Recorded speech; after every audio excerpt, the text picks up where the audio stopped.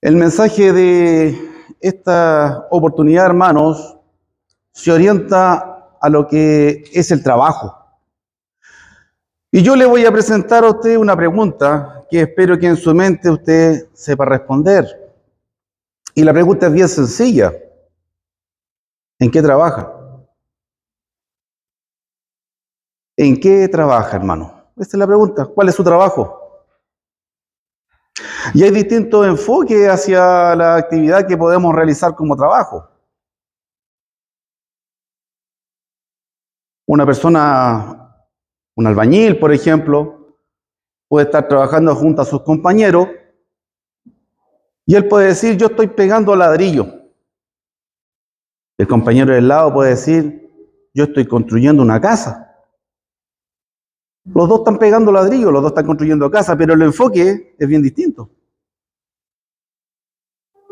¿Cuál es el enfoque que le damos a lo que hacemos? Y más importante aún, ¿qué es lo que hacemos? Así que el mensaje apunta hacia allá, hermanos. ¿Qué trabajo tiene cada uno de nosotros? ¿Cuál es nuestro trabajo? Yo creo que ya el tiempo fue suficiente. Para los que pueden estar cesantes o buscando trabajo, bueno, es válido pensar algún trabajo que haya hecho. Pero hoy la palabra de Dios nos va a desafiar a un paso más allá. Como le decía yo, el enfoque en lo que hacemos. Y el enfoque en lo que hacemos, hermano, cambia todo. Cambia todo.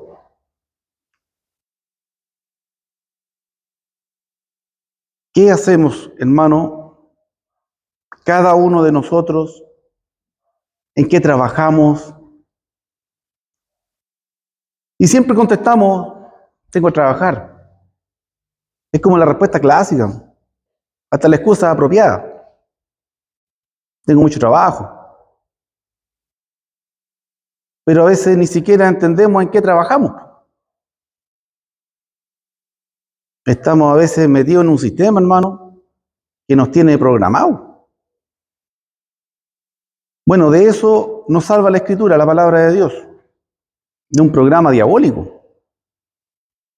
Hubo una película por ahí que se trató de eso, la sacaron de aquí, por si no sabía.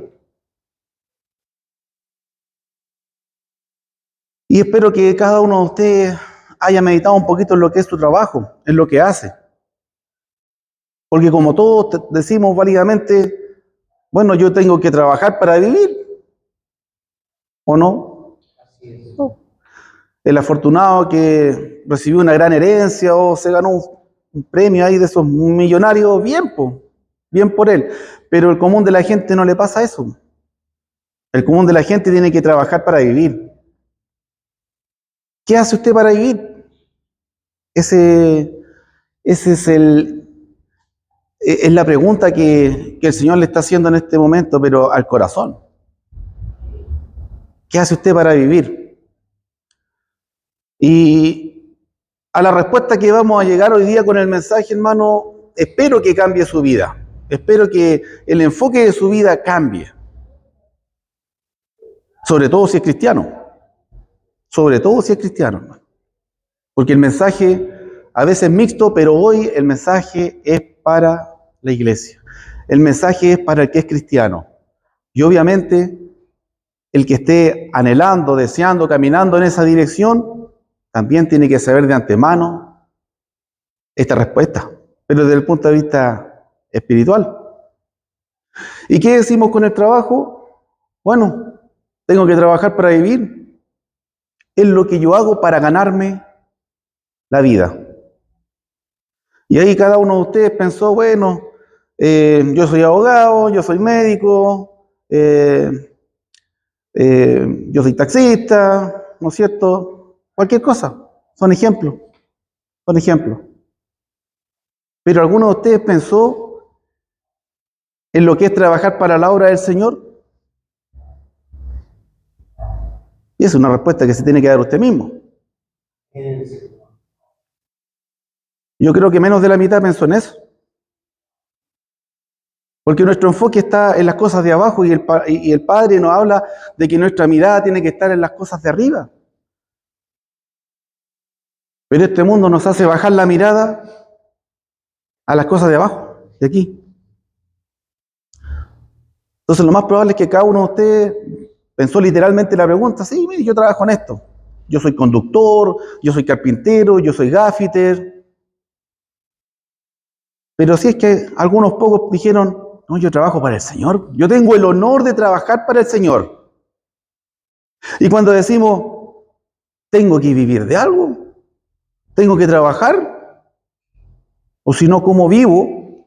Deberíamos tener sumamente claro que si no estamos trabajando para la obra del Señor, no estamos aspirando a la vida eterna.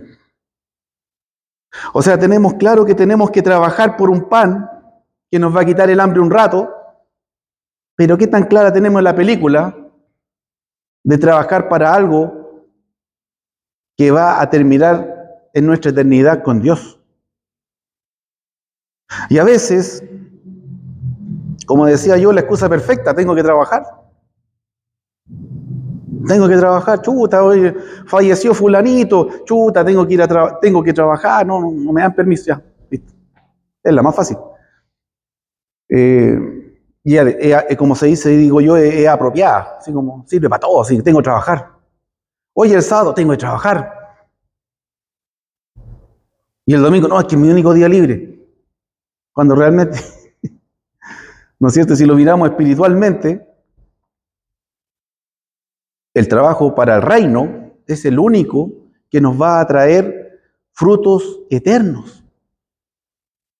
El trabajo terrenal que desarrollemos cualquiera de nosotros es solamente una actividad lucrativa, totalmente válida, totalmente necesaria, si también necesitamos comer, necesitamos vestirnos, necesitamos pagar cuentas, porque nos han metido cuentas por todos lados, se han inventado un sistema, hermano, en que vivimos para pagar cuentas.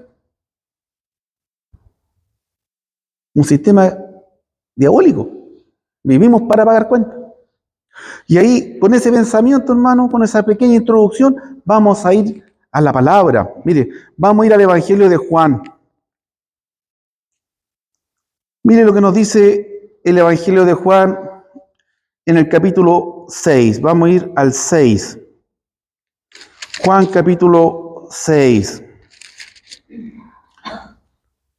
Versículo 48 y vamos a leer lo siguiente. Es un pasaje normalmente leído, escuchado, pero yo creo que nunca se le ha dado este enfoque. Y ese es el desafío mío. Siempre que traigo un mensaje me dan la oportunidad, es un honor, un privilegio, y no es para repetir lo mismo de siempre, es para algo profundo que el Señor puso en mi corazón y que yo trabajé en mi mente para compartir con su pueblo, con su iglesia. Así que prepárese, hermano, usted hoy día se vaya a un enfoque nuevo, renovado, de lo que es trabajar por el Señor. Tenemos el versículo 48. El Señor Jesús hablando dice, yo soy el pan de vida. Vuestros padres comieron el maná en el desierto y aún así murieron. El maná en el desierto no es otra cosa que pan físico, que les quitaba el hambre, hermano. Así como usted viene del trabajo a veces en la tarde, viene cansado y quiere algo para comer, un pan. O bien se levantó de un sueño profundo, un sueño largo, y se levanta con hambre y quiere un pan. Y la palabra pan es genérica. ¿No es cierto? Nadie quiere comer pan solo. Y de repente cambiar el pan por otra cosita también. Pero la palabra pan es genérica para referirse al alimento. Y aquí el Señor está haciendo referencia a lo que fue el maná. El pan del cielo, ese pan que el Señor hacía descender en el desierto y cada uno sacaba ahí su porción sin trabajarle un día a nadie. Pero este pan tenía un problema. Todos los que comían de este pan murieron. Eso lo dijo el Señor. Esto tiene que haber causado un profundo impacto en ellos, porque para ellos eso era algo muy profundo. Y estudiar de eso nos sacaría del tema. Pero usted piense que esta sustancia, este pan, era un pan que Dios mismo hacía descender del cielo y que se quedaba sobre la arena para que ellos comieran. Prácticamente un pan de la mano de Dios, literal. ¿Pero qué les dice el Señor? Ellos comieron de ese pan y murieron. ¿Y a nosotros cuántas veces nos sirve el pancito de la mañana, hermano? Una pura vez nomás, hermano. Porque usted ya después tiene que estar pensando en ir a comprar para la 11, para la tarde. Y si llega tarde, quedó sin pan. O sea, el pan que nos comemos una sola vez. ¿Cuánto pan hemos comido en la vida, hermano? Toneladas de pan, yo creo. Igual un día, no importa cuánto pan comamos, nos va a dar hambre de nuevo. El pan nos quita el hambre un rato. Literalmente un rato. Y necesitamos volver a comer otra cosa, no tiene por qué ser solamente pan, pero proteínas, ¿no es cierto?, vegetales, qué sé yo, todo. Y un día ya no necesitamos más pan, porque nos morimos. Partimos de este mundo, hermano. Se acabó. No importa cuánto pan comimos, llega un día en que ya no necesitamos más pan. Eso es lo que está diciendo aquí el Señor. Los antiguos comieron pan de la mano de Dios, pero ellos murieron, comiendo el pan de los panes, el pan de los panes. Eso es lo que está diciendo aquí en el versículo que estamos leyendo. Pero él primero dijo, yo soy el pan de vida. El pan de vida. Yo soy el pan de vida, el pan que da vida. Fíjese que terrenalmente, si no nos alimentamos día a día, vamos debilitándonos, llegamos a la enfermedad y morimos, literal. Pero si no comemos de este pan, que es Jesús, que es un pan de vida espiritual, va a pasar lo mismo, pero espiritualmente. Y él declara, este es el pan que descendió del cielo para que no muera quien coma de él. El que se alimenta de Cristo, hermano, no muere. No muere eternamente. Va a pasar por quizás el proceso natural de la vida de morir, ser sepultado, ¿no es cierto? Y la resurrección va a ser del Señor esa persona. Porque se nutrió del Señor, comió del Señor. Él fue su alimento. Podríamos agregar el siguiente versículo, el Señor hablando, yo soy el pan vivo que descendió del cielo. Si alguien come de este pan, vivirá para siempre. Y el pan que yo le daré es mi carne, la cual yo daré por el mundo. Refiriéndose, ¿no es cierto?, a su sacrificio en la cruz, de que él muriendo en la cruz iba a reconciliar a la humanidad con Dios, iba a hacer posible la reconciliación de nosotros con Dios. Fíjese, yo soy el pan que descendió del cielo, dice el Señor Jesús. Para ellos en su mente judía, el pan que descendió del cielo era el maná. Y el que dijera otra cosa, le crujían los dientes. En este momento piensa usted, a Jesús le querían agarrar a palo. Ese es el contexto. Pero el Señor está diciendo la verdad. Yo soy el pan que descendió del cielo y el que coma de mí no morirá. No morirá eternamente.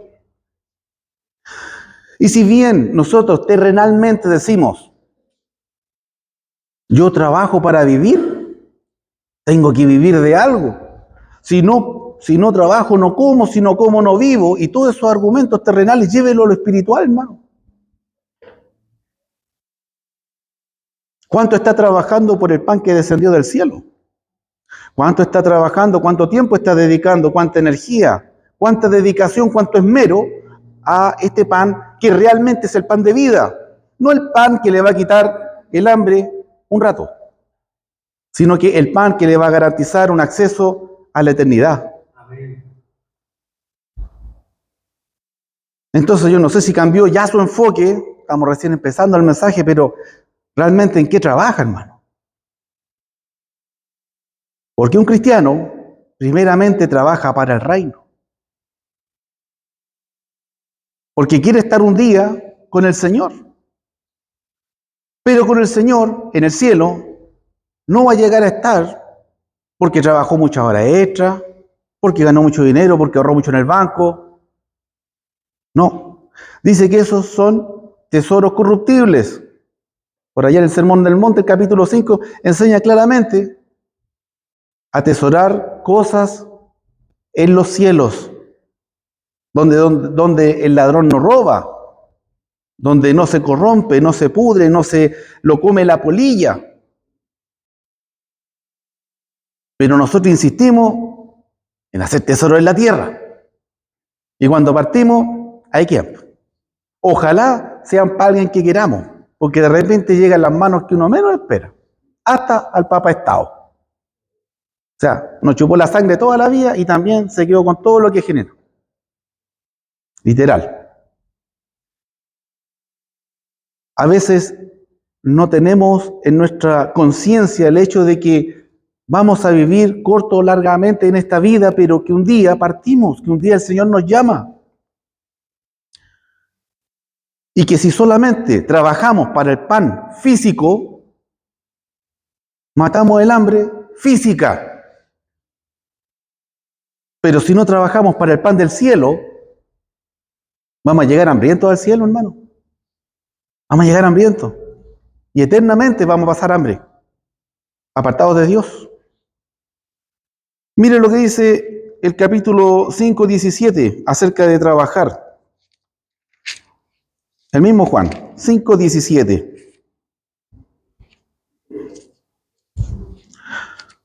Todos sabemos la historia del paralítico de Betesda, ¿no es cierto? Y siempre al Señor, después que hacía un milagro un día sábado, lo criticaban por andar sanando en día sábado.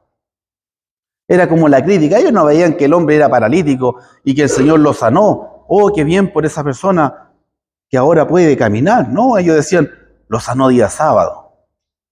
Ese era su énfasis terrenal, porque no eran espirituales, eran terrenales.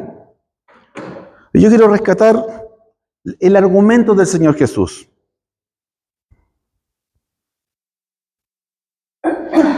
Mire el argumento del Señor Jesús, versículo 17. Mi Padre hasta ahora trabaja y yo trabajo. Usted no sé si había caído en la cuenta de que el Señor Jesús trabajó incansablemente todos los días de su ministerio, incluido el día que era de reposo, para que usted y yo tuviéramos la oportunidad real de ser salvos. No sé si usted ha caído en la cuenta que muchas veces el Señor Jesús se levantó cansado, pero fue a trabajar por el reino, por usted, para salvar al mundo. No sé si usted ha caído en la cuenta de que Jesús vio como necesidad trabajar por nuestra salvación. Y fíjese que muchos de nosotros, terrenales, con nuestra visión terrenal, decimos, le entregué la vida a ese trabajo y ahora me despidieron.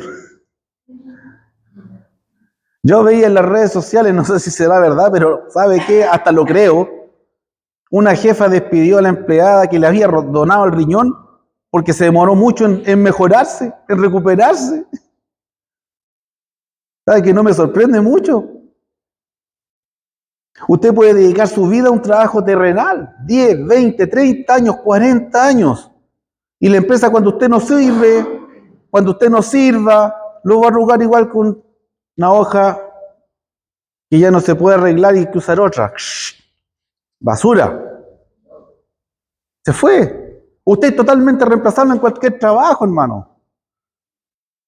Y a veces decimos, le entregué mi vida a esa empresa, a ese trabajo. ¿Sabe qué? Es mentira. Usted entregó una partecita de su vida nomás. Pero usted siente como que entregó su juventud. Mentira. Pero le duele que tantos años trabajando en un lugar no le valoren ¿no es cierto?, el esfuerzo suyo en dedicarlo a ese lugar. Pero usted mientras trabajó en ese lugar también hizo otras cosas. No estuvo las 16 horas despierto en la empresa todos los días de su vida, esos 20 años. Solamente un par de horas, normalmente 8 o 9 horas. Pero sentimos eso. Le dediqué los mejores años de mi vida. Le entregué mi vida a este trabajo. Bueno, la verdad, Jesús sí entregó su vida a su trabajo. Y los mejores años de su vida. En plena juventud, en plena salud. 3 años él trabajando incansablemente todos los días para que usted tuviera una oportunidad de salvación. Él sí entregó su vida por su trabajo y su trabajo era hacer la voluntad de Dios. Hacer la voluntad de Dios. Llegar a que el mundo fuera salvo, que el mundo no se perdiera, como en el mismo evangelio usted bien conocido es Juan 3:16. Y para reforzar esta idea, vamos hacia atrás, ¿sí? ¿Se ha dado cuenta? Vamos a ir al capítulo 4, al anterior, capítulo 4, y aquí venimos de la historia de la mujer samaritana. Aquella mujer que iba a sacar agua al pozo y estaba el Señor Jesús y le dijo, dame de beber. Y aquí hay una analogía muy interesante de lo que yo hice con el pan allá en el capítulo 6, Jesús la hace también en el 4, pero con el agua. Diciendo, el que tome de esta agua va a volver a tener sed. Y aun cuando se tome toda el agua del mundo, un día se va a morir. Pero el que tome del agua que yo le daré, va a tener vida eterna. Él mismo va a ser una fuente de agua que salte para vida eterna. Jesús es el agua de vida. Y nosotros podemos ser la fuente en donde fluye el agua de la vida. ¿Estamos trabajando para eso? ¿O realmente el demonio nos tiene convencidos de que no tenemos tiempo? ¿O de que estamos muy cansados? ¿Por qué? Porque no estamos trabajando para el reino. Estamos trabajando para el mundo. Y ese es el punto. Mira lo que dice aquí, versículo 34. Cuando sus apóstoles le traían algo para comer y él no comía. Y se decían, ¿le habrá traído a alguien? El Señor Jesús, mire la respuesta que da. Mi comida es que haga la voluntad del que me envió y que acabe su obra. Aquí nos vamos a detener un poquito más. Mi comida es que haga la voluntad del que me envió y que acabe su obra. Su trabajo, que se puede traducir en su salario, en su alimentación, su sustento, espiritualmente, el Señor está diciendo aquí, mi comida, mi sustento, mi trabajo, mi salario, es hacer la voluntad de Dios y terminar su obra. Si nos decimos discípulos del Señor, si nos hacemos llamar cristianos y no pensamos igual, no estamos pasando la película de ciencia ficción más grande, hermano.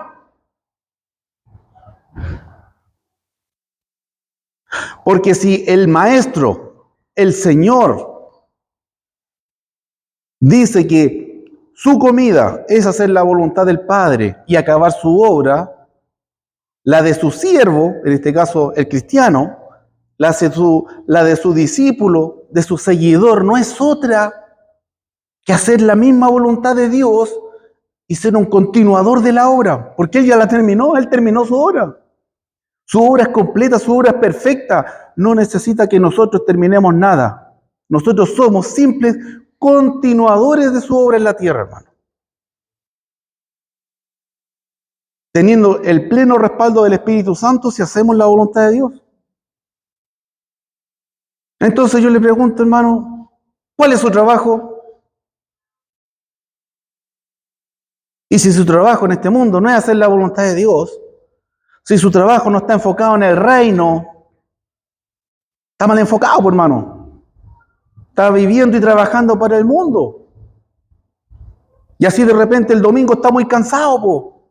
Claro, porque su trabajo le chupó toda la sangre en la semana, porque le trajo al Señor la sobra.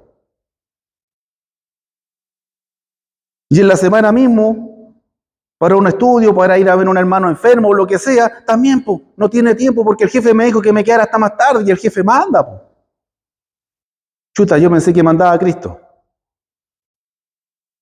Priorizar, distribuir nuestra energía y tiempo entre las cosas necesarias del mundo y las imprescindibles del reino es nuestra obligación.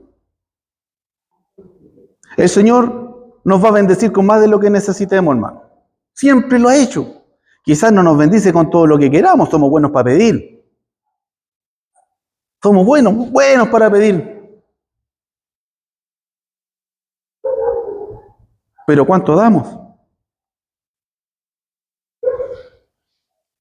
Mire, hermano, realmente en lo que es el jefe terrenal, nosotros nos sometemos a él por la necesidad terrenal. Y eso es válido, claro.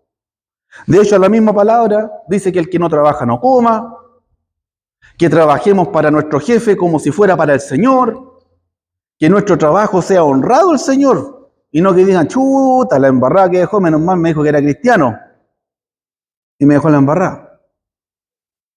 Eso está muy bien. El tema es cuando pensamos que estamos haciendo un trabajo para Dios y es para nosotros. Es para nosotros. Y Dios no necesita nada. ¿Cómo servimos a Dios? A través del hermano que nos necesita.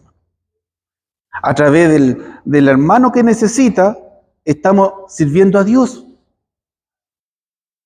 Cuando Dios nos pide algo, fíjese que no es para Él, es para nosotros mismos. Porque nosotros mismos podemos ser el necesitado el día de mañana. Y Dios quiere una iglesia, una familia unida, una familia que esté en amor, que esté preocupada unas de otros, con mucho cuidado con los que se infiltran, siempre van a llegar personas a aprovechar, que llegan buscando los peces, los panes, sin entender de que la misión de la iglesia es, primeramente, dar a conocer el mensaje de salvación y practicarlo. Esa es la misión de la iglesia. Todo lo demás es consecuencia. En lo que podamos ayudar al prójimo, en lo que podamos bendecir a otro, hay que hacerlo cuando está a nuestro alcance. Pero la iglesia no es una institución de beneficencia, como muchas personas ignorantes llegan aquí pidiendo, o en otras partes, porque no, que ustedes tienen que ayudar, no, si ustedes son la iglesia, ustedes son cristianos, tienen que ayudar. Y necesito plata, y necesito comer, y mucha gente llega así, en su ignorancia, obviamente, en su desconocimiento, no tiene idea. Nosotros por amor al prójimo, independiente que sea cristiano, sí, al que podamos vamos a ayudar. Pero la iglesia no fue creada como un grupo de beneficencia, ni de caridad. Usted va a Pedro y Pedro le define bien por qué la iglesia es la iglesia. Y es porque da a conocer el mensaje de salvación con sus palabras y con sus hechos. Por eso la iglesia es iglesia. Lo demás es una consecuencia, es un efecto natural. Es obvio que si predicamos la misericordia y el amor de Dios, nos va a doler que una persona esté pasando hambre o que necesite ropa, nos va a doler, obvio que vamos a reaccionar. Pero no es la función de la iglesia.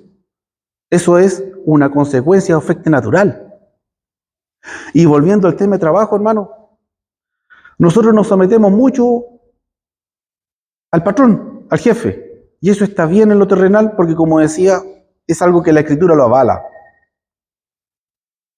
Pero usted al jefe no le dice, oye, mañana no vengo, te aviso por si acaso, para que se vaya.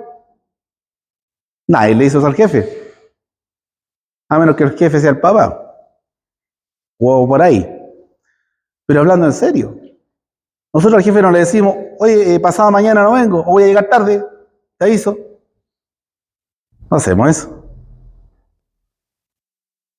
Le decimos, hoy voy a tomar una semana de vacaciones, estoy muy cansado. Así que esta otra semana no vengo. No hacemos eso. Las vacaciones son de común acuerdo. Los días libres son con permiso previo del empleador, el que paga.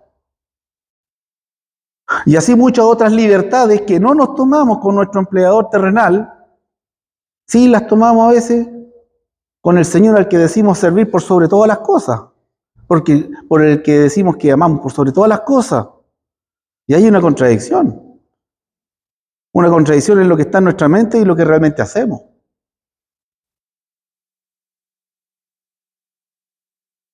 No importa cuál sea su situación hoy, hermano, Dios quiere mejorarla. Si el trabajo le está dificultando reunirse, Dios quiere cambiar eso. ¿Y usted qué tiene que hacer? Procurar que esa situación mejore.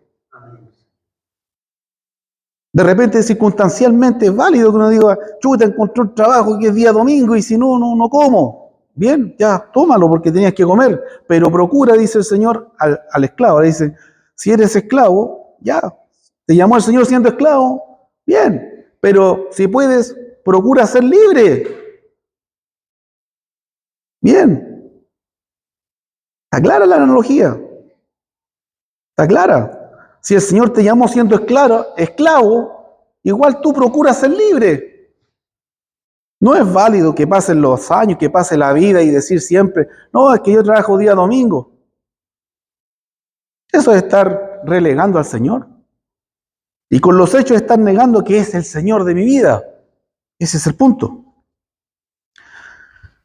Entonces, hermano, esas libertades que nos tomamos a veces con el Señor, no nos tomamos esas libertades con el jefe al que servimos, por el que trabajamos, ¿no es cierto?, el que nos paga y con el que llegamos a un acuerdo económico, monetario y de actividades. Y yo le vuelvo a preguntar, hermano, al que es hermano, al que si Dios quiere va a ser un día hermano, ¿cuál es su trabajo? ¿Cuál es su trabajo? ¿En qué trabaja? Y se sigue pensando, no, yo soy carpintero, yo soy ingeniero, soy arquitecto, soy gaffiter, soy taxista. Se sigue pensando eso, hermano. Realmente usted va a tener problemas cuando esté delante de la presencia del Señor Jesús. Muy probablemente el Señor le diga, no te conozco. No te conozco. Y eso lo vemos y ahí nos vamos a tener que ir a Mateo, sí. Nos vamos a Mateo capítulo 7. Mateo capítulo 7. ¿Qué dice Mateo capítulo 7?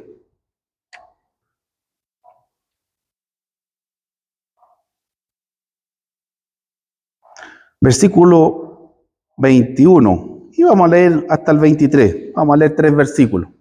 No creo que nos cansemos por leer 3 versículos. ¿Qué dice el 7, 21 al 23? No todo el que me dice Señor, Señor, entrará en el reino de los cielos, sino el que hace la voluntad de mi Padre que está en los cielos. Lo acabamos de ver. El alimento, el sustento, el trabajo del Señor era hacer la voluntad de Dios. Si nuestro trabajo no es hacer la voluntad de Dios, no estamos sirviendo al Dios Altísimo. No estamos sirviendo a Dios. Y el Señor es claro en advertirnos para que cuando estemos delante de Él, no diga, ay, que yo no sabía. La ley se da por sabía, hermano. Y mayormente la ley de Dios. Porque sabe, usted esta ley la tiene aquí, en su mente y en el corazón puesta por Dios. Su conciencia y su corazón lo va a acusar o defender, dice, delante de Dios. Por todas las cosas que están escritas aquí. ¿Y qué dice aquí? No todo el que me dice Señor, Señor, entrará en el reino de los cielos, sino el que hace la voluntad de Dios, del Padre que está en los cielos, del Hijo mismo. Queremos o pretendemos, tenemos la expectativa un día de entrar al cielo, tendríamos que estar trabajando en hacer la voluntad de Dios. Estamos entonces en la necesidad de trabajar para el reino. Mi jefe, Dios, ¿qué quieres que yo haga? Heme aquí, Señor, etcétera. ¿No es cierto? Y agrega, La advertencia, muchos me dirán en aquel día, Señor, Señor, no profetizamos en tu nombre y en tu nombre echamos fuera demonios, en tu nombre hicimos muchos milagros. Oye, pero ¿cómo va a decir que no me conoce? Pero si iba todos los domingos a la iglesia, po. Hasta un par de veces fui a ver a unos hermanos enfermos. A usted no le pasan un parte hermano por pasar con verde. Está muy bien todo lo que hace bien. A usted le pasan un parte cuando pasa con roja. Y eso es lo que la gente no entiende. Fíjese. Entonces les declararé, nunca os conocí, apartados de mí, hacedores de maldad. Nadie, ni yo, ni usted, ni nadie, puede hacer alguna obra para comprar el perdón de Dios, para comprar la entrada al cielo, para decirle a Dios, me la debes. Nadie. Por eso Cristo tuvo que morir en la cruz. Y el mismo Cristo, antes de morir en la cruz, está advirtiendo para que su muerte no sea en vano para cada uno de nosotros, que si no hacemos la voluntad de Dios, no vamos a entrar al reino. Amén. No vamos a entrar, hermano, aunque queramos. Porque querer está bien. El deseo siempre es bueno.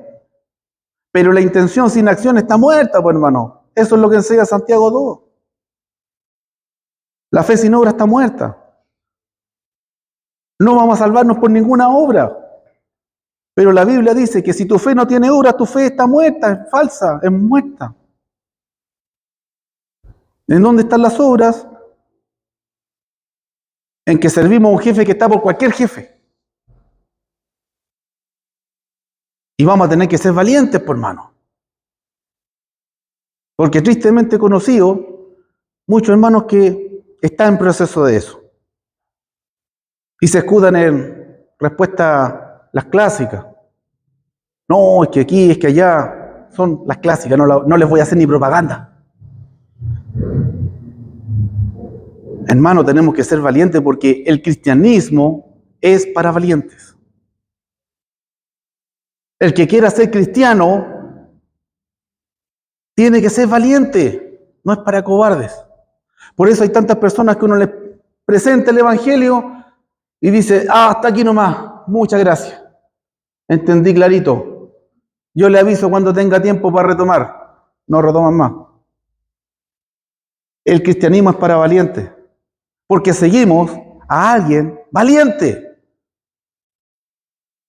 a alguien que llegó en obediencia a la cruz, alguien que sí entregó su vida por su trabajo. Y si nosotros queremos ser dignos de ese Señor al que servimos, a ese Señor que caminó voluntariamente cargando una cruz hasta su muerte, tenemos que ser valientes. Sería la contradicción más grande querer ser discípulos de un valiente hombre que fue Jesús, siendo cobardes, pues no podemos. Hay que ser consecuentes. Si vamos a seguir a Jesús, tenemos que ser valientes. ¿Piensa usted que el Señor Jesús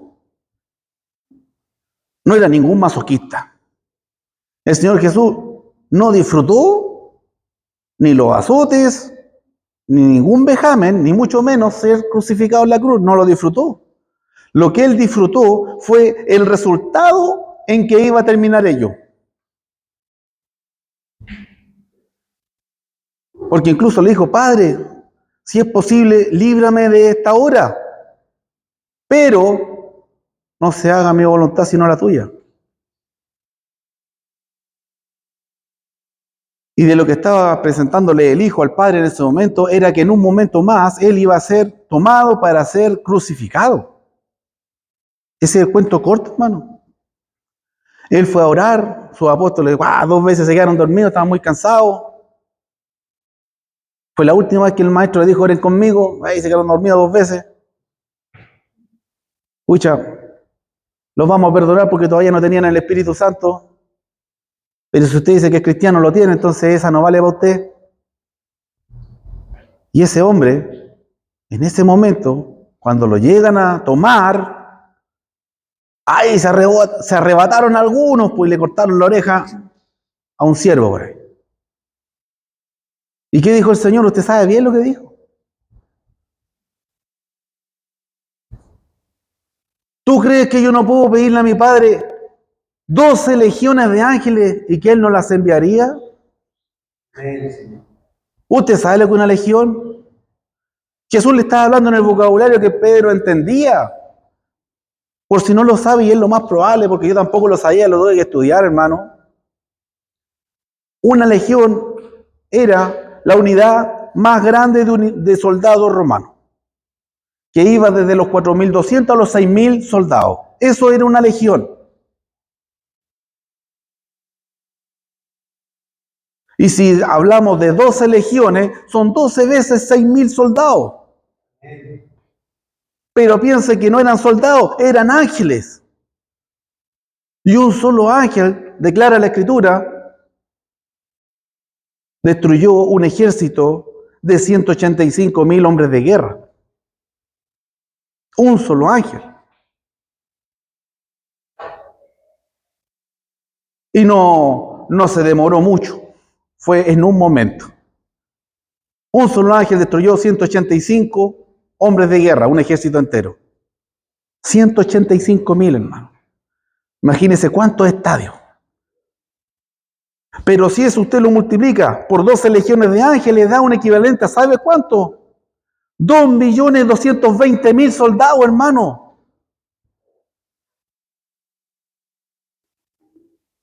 China, el ejército más grande, no alcanza a tener 1,5 millones. Seguido por la India y por Estados Unidos, que tienen menos. O sea, Jesús con una palabra pudo haber pedido 12 legiones de ángeles y se acababa todo su sufrimiento. La fácil, pues. Como cuando decimos, el Señor sabe. El Señor sabe. Bueno, porque el Señor sabe, nos dice que tenemos una necesidad, ser obedientes. Y ahí vamos a ir, hablando que estamos en Mateo, vamos a ir ahí mismo, en Mateo capítulo 10. Y vamos a ver 3 versículos.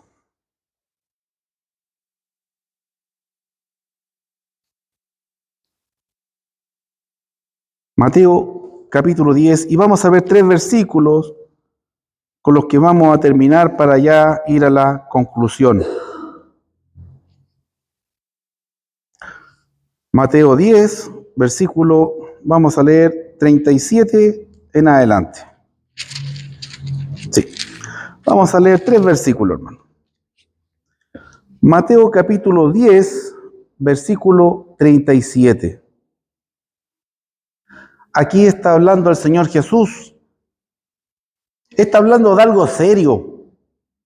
Un día vamos a partir de este mundo y de verdad, todo lo que hicimos para este mundo quedó en este mundo. No importa el éxito, no importa el alcance que pueda tener aquello que hizo. No importan los logros, no importa nada. Dice que cualquier logro, gloria del hombre es como la flor de la hierba, dice la palabra. Antiguo y Nuevo Testamento. Pero ¿qué pasa cuando la hierba se seca? La flor se cae. Así es la vida del hombre. Llega un día en que se seca y su gloria desaparece. Pero agrega la palabra que el que hace la voluntad de Dios permanece para siempre. Esa es la diferencia. Entonces aquí estamos hablando de algo serio. Permanecer o no para siempre con Dios. En este mundo está claro que no vamos a permanecer para siempre. A veces dice, chuta, igual, no era tan viejo, era joven. Hermano, bienaventurado el que llega viejo. La mayor parte de cantidad muere siendo joven en este mundo. Y tenga en cuenta de que cuando Dios alarga nuestros días en esta vida, hermano, no es para otra cosa de que nos volvamos a Él para entregarle nuestra vida, hermano. No hay otro motivo. No hay otro motivo. La palabra es clara en decirnos que nuestros días, nuestros cabellos están contados. Nadie va a poder agregar ni un solo día de vida a su vida. Ni un solo día. El tiempo es el suficiente para partir de la mano de Dios. Y en el camino, Dios nos permite disfrutar de muchas cosas maravillosas en la vida. Puede ser una familia, un desarrollo personal, una carrera, lo que usted quiera. Pero como dije al principio, las cosas por las que trabajamos para obtener en este mundo, quedan en este mundo. Es temporal. Todo es prestado. Pero la vida eterna con Dios, eso sí es un regalo, que si lo despreciamos, lo vamos a lamentar. No toda la vida, lo vamos a lamentar toda la eternidad. Y dice la palabra acerca de los discípulos del Señor: el que ama a padre o madre más que a mí, no es digno de mí. El que ama a hijo o hija más que a mí, no es digno de mí. Y el que no toma su cruz y sigue en pos de mí, no es digno de mí. El que halle su vida la perderá, y el que pierda su vida por causa de mí, la hallará. ¿Está diciendo aquí que para ser cristiano, un seguidor de Cristo, tengo que dejar de amar a mis padres? No, no está diciendo eso. Al contrario, porque la misma palabra declara nuestra responsabilidad de honrar, de venerar a los padres, de amarlos, etc. Aquí está diciendo otra cosa. Está diciendo que si tu amor a Dios no está por sobre el amor a tus padres, no eres digno de Él. No eres digno, porque Él murió por ti, sin tener ninguna obligación. Tus padres te dieron quizás todo el amor del mundo, pero era también su deber. Al revés, no puedes amar a ningún hijo más que a Dios. ¿Por qué?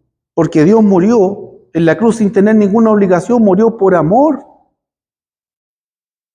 En cambio, los hijos, lo mismo, es tu deber. Es tu deber amarlos, tú los trajiste al mundo, edúcalos. Tú son tus padres, hónralos. Pero el contexto aquí es de persecución, para que entendamos el contexto. Aquí el Señor está hablando de persecución. Iba a venir el tiempo, estaba advirtiendo Él, en que los padres iban a denunciar a los hijos que fueran creyentes. Porque el cristianismo fue perseguido y en alguna parte del mundo hasta hoy día lo es. Y también viceversa, los hijos también iban a denunciar a los padres. Entonces, el que amaba a padre o madre más que a Dios, iba a llegar un momento en la vida en que iba a dejar de seguir a Dios. Así es simple. Fíjese. Cuando tenga que elegir entre el Padre y Dios, ¿a quién va a elegir si ama más al Padre? A Dios. Si ama más a los hijos, cuando tenga que elegir entre sus hijos y Dios, ¿a quién va a elegir? A sus hijos. Por eso el Señor no lo pone como mandamiento. Él está diciendo, tú necesitas amarme más que a tus padres o a tus hijos. Es lo que tú necesitas. No lo pone como mandamiento. ¿Usted cree que el Señor Jesús necesita discípulos? ¿Usted cree que el Señor Jesús me necesita a mí o a usted como discípulo? ¿Hay algo que Él no puede hacer que lo necesita a usted? Qué ridículo, ¿no es cierto? Nosotros necesitamos al Señor Jesús, no Él a nosotros. Nosotros necesitamos al Señor Jesús para que obre a nuestro favor en el día del juicio, porque vamos a estar delante de Él en el día del juicio final. Y vamos a tener que dar cuenta por nuestros pecados, nuestras faltas, todos nuestros errores. Y dice la palabra que Dios, cuando pide cuentas, es castigo. Siempre, porque Dios es justo. Para darnos una oportunidad también en esa justicia, dado que no teníamos ninguna posibilidad de ser hallados justos delante de Él, Cristo viene a pagar la deuda. Y Él muere por mi pecado, por el suyo, por el de toda la humanidad. Pero no obliga a nadie a ser su discípulo. Ni siquiera Él se beneficia. Es algo que Él hace por amor. Entendamos eso. Jesús muere en la cruz por amor, sin ninguna obligación, por la infinita misericordia divina, porque Él en su divinidad nos vio en el infierno eternamente, hermano. Y para librarnos de ese lugar, Él viene a este mundo a morir por nosotros. Amén. Pero yo estoy dejando algo para el final aquí. De repente alguien puede no estar muy buena, no muy en la buena con los padres. Entonces es re fácil decir, no, yo amo a Dios más que a mis padres, no estoy ni ahí con mis papás. O de repente están en una riña con los hijos, po. Y es re fácil decir, ni ahí con esos malagradecidos, terrible, lo eduqué y ahora, qué sé yo. Cosas que pasan, ¿no es cierto? Tristemente. Entonces, claro, decir, el que no honra a padre y madre, el que no honra a hijo o hija, más que a mí, no es digno de mí. Podrían haber casos circunstanciales en que es re fácil. Les dejé uno, que es el tercero, usted se dio cuenta, ¿verdad? Está en el versículo, bueno, el mismo versículo realmente, 37, y dice, 38, el que no toma su cruz y sigue en pos de mí, no es digno de mí. O sea, si bien podemos pelearnos con los papás y que no nos importe nada lo que digan, y yo puedo seguir a Cristo y así mismo con los hijos, no se me ocurre un caso en que estemos enojados con nosotros mismos y que esto sea fácil. Así como, no estoy ni ahí con lo que yo quiera, total, yo estoy enojado conmigo. No existe. Entonces, aquí está el difícil. Porque yo encuentro hasta fácil amar a Dios más que a los padres, porque los beneficiados más grandes van a ser los padres, po. Porque realmente yo amo a Dios por sobre los padres van a ser los más beneficiados. Y si yo amo a Dios más que a mis hijos, los más beneficiados van a ser mis hijos. Pero aquí quizá es como donde duele. Tengo que amarlo más que a mí mismo. Tengo que amarlo más que a mí mismo. Así como Jesús dice, necesitas amarme más que a tus padres y más que a tus hijos, necesitas también tenerme por encima de tu propia voluntad. Pero es algo que nosotros necesitamos para ser salvos. No es algo que necesita Cristo. Yo necesito negarme a mí mismo para que Cristo sea mi ejemplo a seguir. Amén. Cuando yo entiendo y tomo la decisión, entonces estoy trabajando para el reino, para el Señor, y puedo aspirar a la vida eterna. Antes tenemos un desafío. Si no estamos así, tenemos un desafío grande, hermano. Y el tiempo, igual que en las promociones cuando en las tiendas y el Black Friday y todas esas leceras, el tiempo es limitado. El tiempo es limitado, hermano. Muchas personas dicen, no, yo soy muy joven todavía. O sea, como que Dios no se merece el resto de tu vida. ¿Ya? También me he encontrado con personas re mayores ya, pues, que no se sabe cuándo parten, por el curso natural de la vida, ¿no es cierto? Porque la vida no la tiene comprada nadie. Y también testarudo hasta el final. Hay personas que me han pedido ir a predicar el Evangelio cuando están conectados en la UCI, en la UTI, lo peor, así, quieren bautizarse, si están conectados, los desconectan y... No. Mire, hermano, el engaño de Satanás es sutil. Satanás le hace pensar al ser humano que Dios no merece el resto de tu vida.